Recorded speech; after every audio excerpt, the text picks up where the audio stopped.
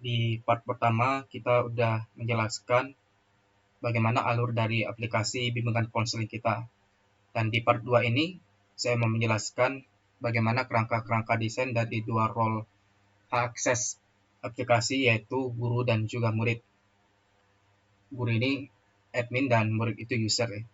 Dan juga di video ini saya juga akan menjelaskan apa-apa saja software-software pendukung yang bisa untuk bisa menjalankan aplikasi kita ini lebih baik. Oke, lanjut aja ya. Kita ke admin dashboard dulu. Kita ke admin dashboard. Oke, admin dashboard. Jadi seperti yang saya bilang sebelumnya, kalau aplikasi ini saya bangun itu pakai Laravel dan juga Bootstrap. Laravel ini sebagai backend atau proses data berupa PHP ya. Jadi Laravel ini framework-nya PHP, dan Laravel yang saya pakai itu di versi ke-7. Dan untuk desain pakai Bootstrap versi 4 atau 5 lah nanti. Jadi tools-tools yang perlu dipersiapkan itu ini ya. Yang pertama untuk web browser. Yang saya rekomendasikan itu Google Chrome. Karena di Google Chrome itu lebih mensupport plugin-plugin dari Laravel, plugin-plugin yang kompleks, dan juga mensupport bahasa pemrograman yang lebih update, HTML yang lebih update di Google Chrome itu lebih mensupport ya dibanding dari web browser yang lainnya. Kemudian kita perlu dependencies PHP, yaitu komposernya. Komposer minimum di versi 2.1.3. Nanti cara installnya saya kasih tahu ya. Dan CPP control panel di versi 3.3.0, dan biasanya di versi 3.3.0 ini di PHP 7.24.3. Nanti kita cek ya versi PHP-nya. Dan untuk text editor itu kita pakai Visual Studio Code. Karena di Visual Studio Code ini juga udah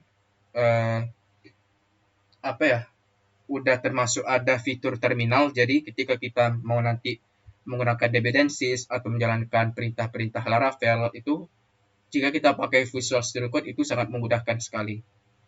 Ya, kenapa kita butuh Composer? Karena kita ketika jalankan Laravel itu membutuhkan library dari server luar. Jadi jika kita mau menjalankan sesuatu dari Laravel, Composer ini sangat jika kita mau menggunakan kelas-kelas yang lain, mendukung kelas-kelas yang lain, Composer ini sangat membantu kita untuk membuat aplikasinya atau menjalankan si aplikasi tersebut. Nah, kira-kira seperti ini ya untuk sketsa atau kerangka dari dashboardnya si admin.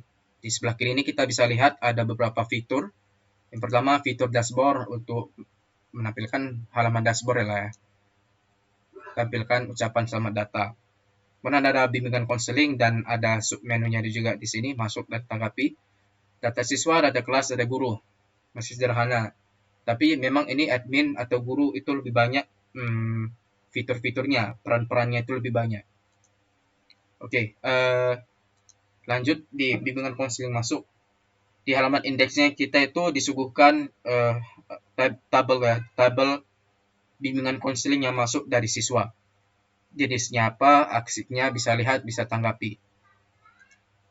Ini ketika kita melihat data si siswa, data konseling siswa. Ada tanggal, jenis, nomor, nama siswa, judulnya apa, judul besarnya apa maksudnya, dan topik pembahasan yang ingin dia sampaikan itu apa. Dan ini bagaimana ketika si guru mau menanggapi. Dan kita diberi satu form untuk si guru sebagai hasil akhir dari solusi untuk si murid. Seperti yang saya bilang sebelumnya, karena aplikasi ini sederhana, jadi si guru ini cuma beri satu tanggapan aja, tanpa bisa ditanggapi kembali untuk si murid. Dan tanggapan si guru ini betul-betul mutlak dan absolut, yang mau nggak mau si murid ini memang harus ikutin ya. Seperti ini contohnya ya, di sini nampak apa enggak nih karena ada video saya di sini.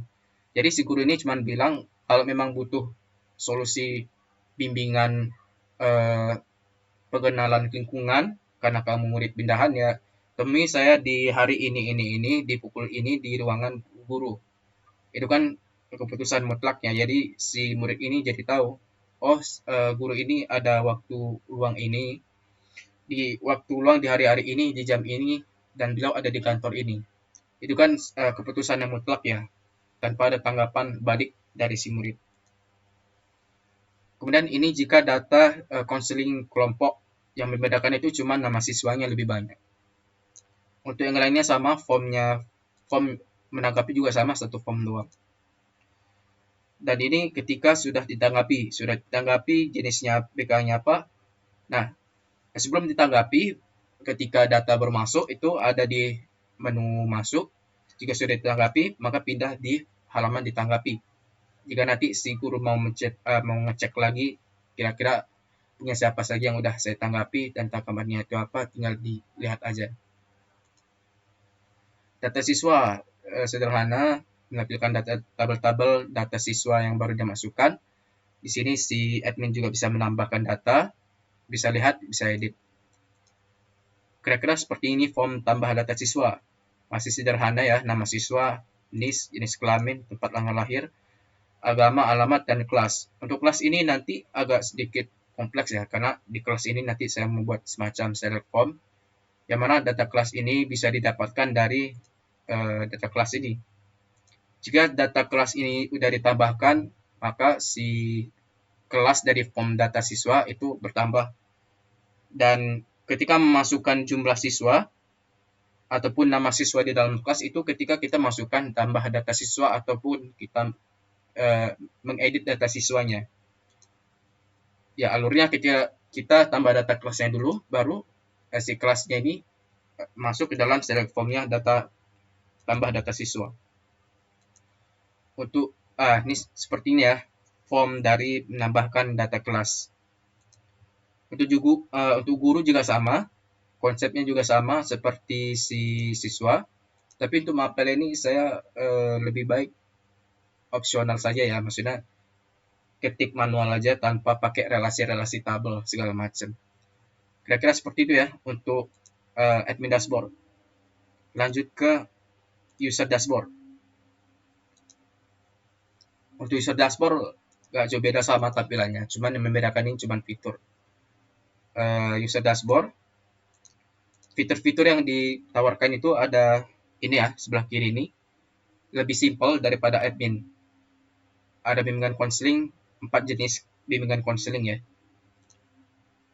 Konseling pribadi seperti ini, statusnya belum ditanggapi atau apakah sudah ditanggapi, bisa menambah data. Kemudian seperti ini formnya, tambah konseling data pribadi, tambah data konseling pribadi maksudnya. Nama siswa ini berdasarkan nama siswa yang login ketika mendapatkan data. Otomatis ya, judul, topik pembahasannya apa, kemudian kirim. Ini data konseling kelompok yang membedakan nanti di formnya ya. Seperti ini kira-kira. Tambah konseling kelompok, nama siswa itu kan lebih banyak, jadi di sini kita pakai form yang lebih banyak di sini untuk nama siswa. Kita search namanya, ketika kita klik itu dia di kelas berapa itu otomatis bisa masuk. Juga sama, judulnya apa, topik pembahasannya apa, lalu kirim. Simple ya untuk user dashboard dan juga admin dashboard.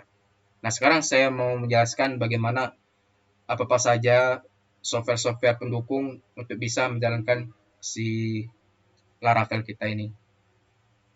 Oke. Jadi yang untuk pertama itu Composer ya. Composer ini seperti yang saya bilang dependensiesnya PHP ya.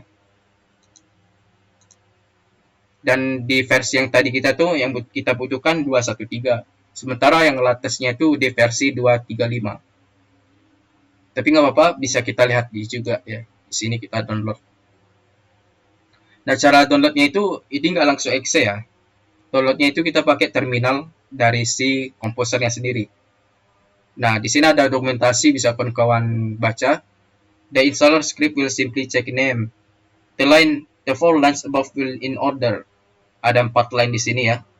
Untuk menjalankan installernya komposer dari servernya di sana. Dan kita ini jalankannya pakai cmd aja nanti. Jadi di line pertama itu untuk download the installer to the current directory.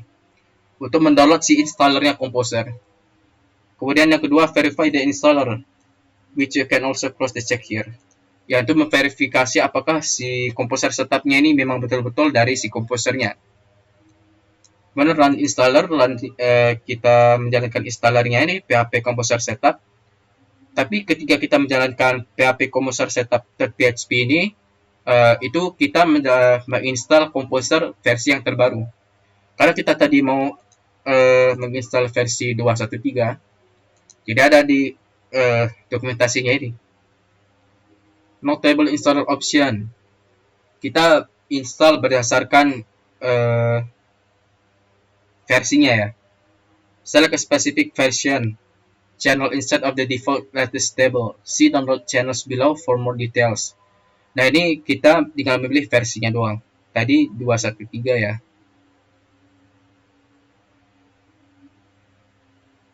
Composer file history.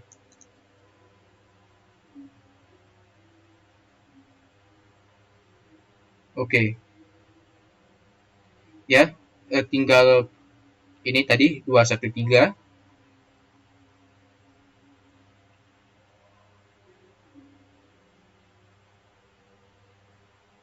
Oh, ada manual download juga. If you prefer to download the file manually, here are the available version. That's 2.2 latest.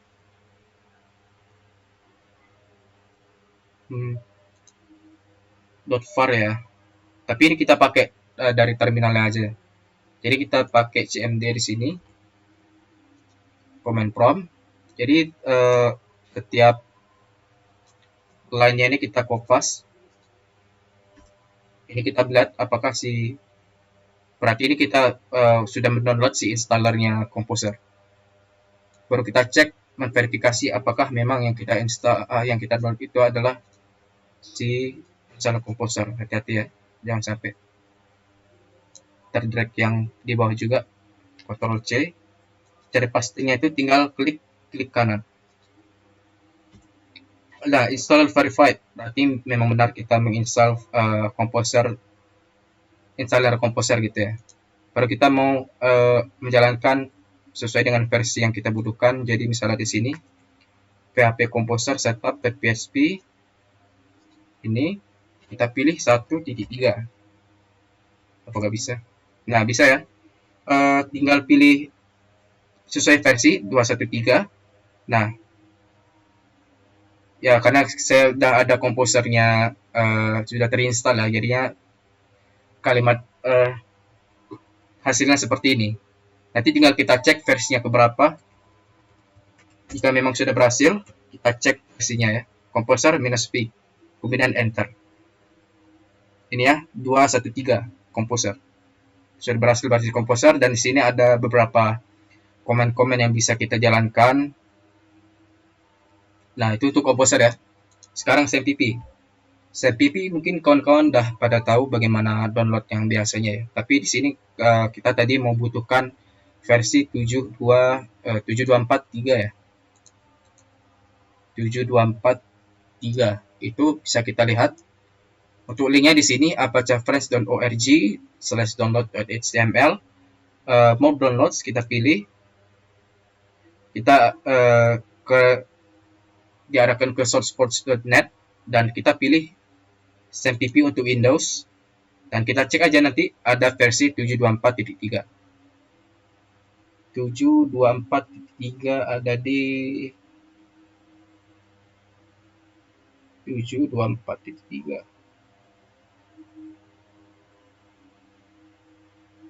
Atau saya salah ini ya. Coba kita cek dulu ya. 7.4.2.3 mungkin ya.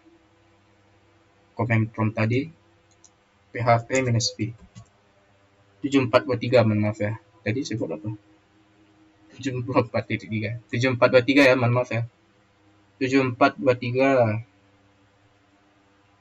Nah, ini dah. Nanti ini tinggal download exe-nya. Tinggal diinstal seperti biasa. Ketika sudah selesai, kita tinggal cek aja nanti versinya php-p gitu. Nah, itu untuk SAMPP ya. Dan text editor yang saya sarankan itu pakai Visual Studio Code, Karena di Visual Studio Code ini kita lebih gampang untuk menjalankan perintah-perintah di terminal tanpa harus membuka CMD lagi. Sebenarnya nggak apa-apa untuk bisa menggunakan text editor yang lain, tapi Laravel ini dia file-filenya lebih kompleks untuk bisa kita jalankan. Jadi dengan ada Visual Studio Code dan fitur terminal yang didukung dari Visual Studio Code, itu lebih mudah bagi kita untuk menjalankan aplikasi dan jalankan beberapa eh, perintah ya, entah itu migrasi tabel segala macam. Di kalau download for Windows nanti next aja. Eh, ya mungkin seperti itu ya untuk persiapan software-software apa saja yang perlu diinstal untuk menjalankan aplikasi kita nanti. Oke, jadi itu aja ya. Silakan dipraktikkan. Dan untuk part ketiga, mohon ditunggu karena si proyeknya ini masih dalam tahap proses. Oke, saya rasa itu saja yang bisa saya sampaikan di video kali ini. Mohon doa agar proyek kita bisa selesai. Sampai jumpa di video selanjutnya.